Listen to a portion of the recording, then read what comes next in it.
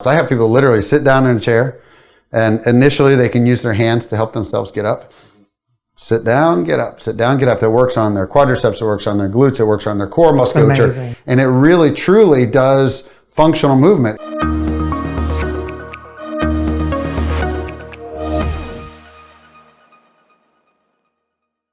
Hello and welcome to Senior Life Publications Ask the Expert podcast interviews, where we talk about all things involving healthcare, finances, free resources, and other important senior-related topics.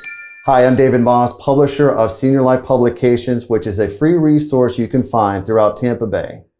And I am Stephen Halstead, sales manager with Senior Life Publications. And speaking of that magazine, if you haven't picked up your copies, you can get them locally at the Village Inn, senior centers, libraries, Winn-Dixie's.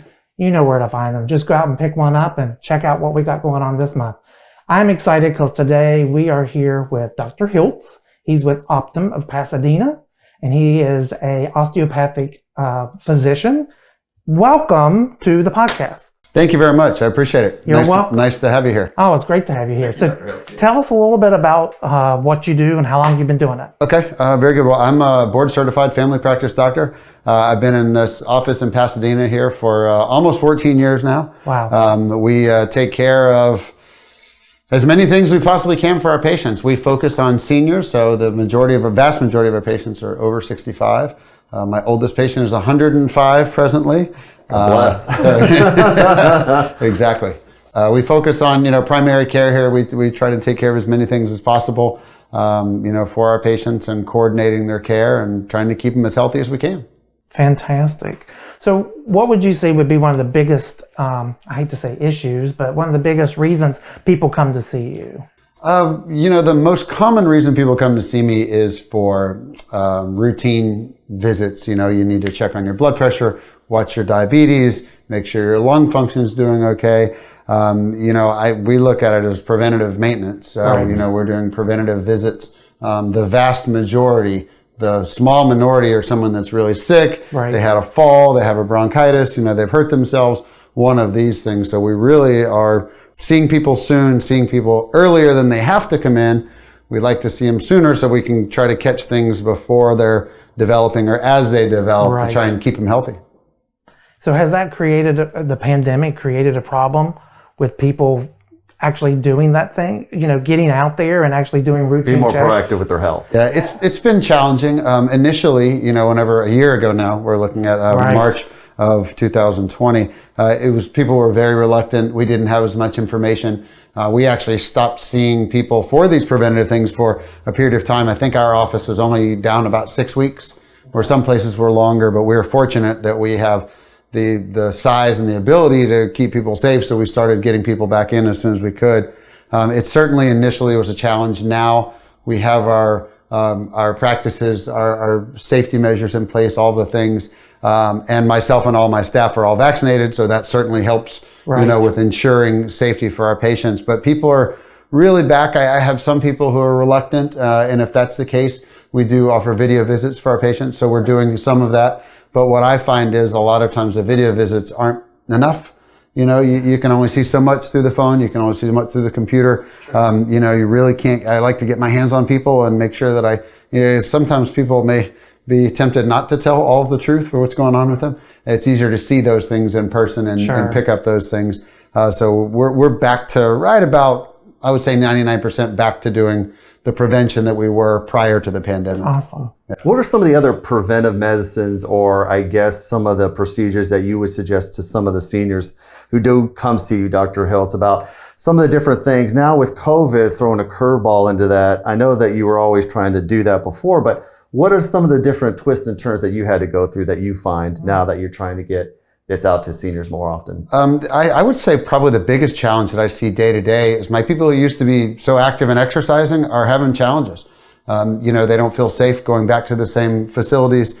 A lot of the patients participated in classes like Silver Sneakers, which they have these, set programs. They have really good exercises, and they have group programs, and they have exercise, and they can do all these things with some motivation and some assistance from coaches.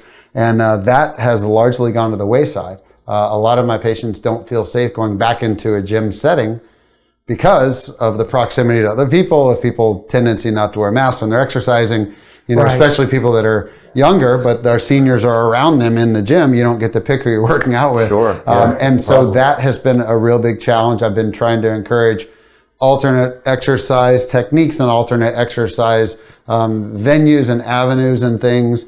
Some of the places actually have where you can find out time of day when they're not quite as busy. So, we're trying to, flex and work with those within the structure that we have to keep people safe and feeling safe, but also keep them healthy and exercising, because I would say exercise and diet are two of the biggest things that have gone by the wayside during this time. People are at home, they're isolated. A lot of people have a very small or no social circle. They're doing more eating and more of the things that they weren't doing previously. They've gotten out of these great habits because of the limitations on what they're able to do. Well, they're moving less, obviously. Certainly. And not moving can be death if you're not careful, right? Well, the Yes. social interaction too, mentally. If you're not seeing your friends, Yeah. you don't feel like going out, and then you just eat and watch a program or Netflix or whatever, and you Yeah. get into the bad routines and bad habits, right? Yeah, people are certainly less motivated to take care of themselves whenever they're not able to see other people. The social interaction, even the pride in how you feel and how you look and all those things, if you take that away from people completely, as they have for the past year, their motivation goes down. People have a lot of an attitude of, just Why bother? let things, exactly, let things go. Or we weren't seeing that near before. So that's another, you asked about challenges. That's certainly another challenge that we're seeing with people, is try to help them stay motivated and giving them venues to do things, move and stay active and keep being able to do functional movement and being able to keep taking care of themselves. Right. What are some of the things that you would suggest to our viewers at home, saying that if they can't come in, what are some of the alternatives? Can they go outside? Can they go for a walk? What would you suggest? Or, coming from you? Yeah, absolutely. So what I usually tell people is try and just go for a walk. Exercise, they used to think you had to do, 30 to 60 minutes, 5 days a week, get on a treadmill, do these things. Now we understand that exercise is cumulative. So you can accumulate your activity throughout the day. So if you have 5 minutes for a 5 minutes walk, that's 5 minutes towards your exercise. You can do 5 minutes here, 5 minutes here, 5 minutes here. You got 15 minutes right. built up, so we add these things on over time, and it does accumulate. The exercise, the activity, all those things really work well with people. So what I'm telling people is try to get outside, especially right now in the spring. The weather's beautiful. We have the opportunity. It's not too cold. It's not too hot. It's not raining on us right now. And also, so walking is a great exercise, but there are so many things people can do at home. I have people, I call them, my own personal name is chair squats. I have people literally sit down in a chair, and initially they can use their hands to help themselves get up.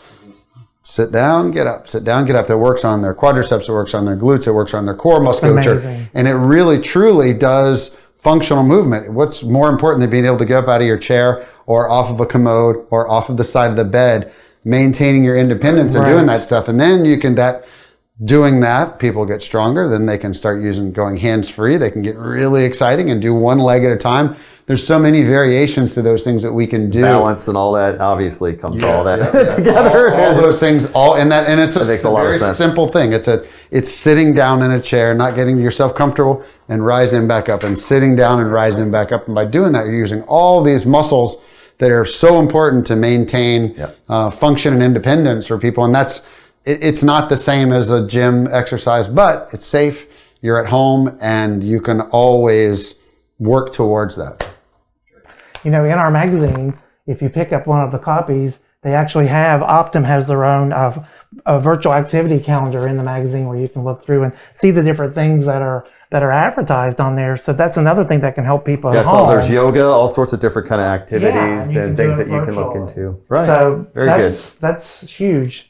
Yeah, I love the virtual aspect of what you guys do at Optum. It's very helpful. It's extremely helpful. There's so many things, not just with Optum, but in general, that this pandemic has pushed.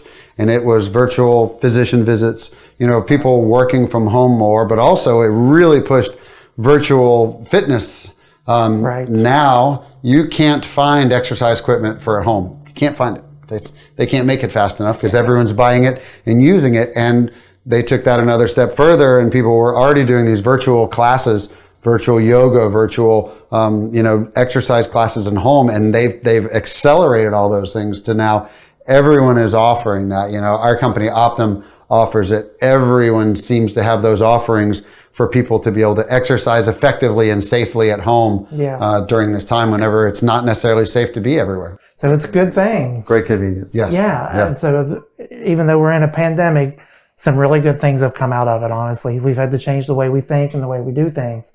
But I think it's also helped some people connect in ways they couldn't do it before. Yeah, I agree. It definitely forced people to think in different directions, to look in different directions, and to also take these advancements like we were talking about with the virtual visits and the virtual exercise and the virtual meetings. Everyone's on Zoom and people are doing all these things that we weren't prior to. It sort of forced our hand, but it accelerated, the technology and that will eventually be extremely beneficial for everybody. So if anybody has any questions, how would they get in touch with you?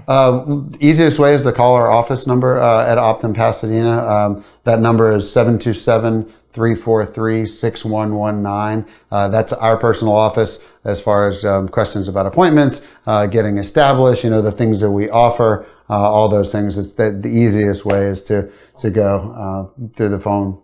Awesome.